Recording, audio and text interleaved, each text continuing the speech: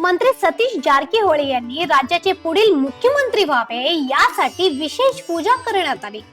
बेळगाव जिल्ह्यातील गोकाक तालुक्यातील सावळगी गावातील उमेश आणि त्यांच्या कुटुंबियांनी विशेष इष्टलिंग पूजा केली।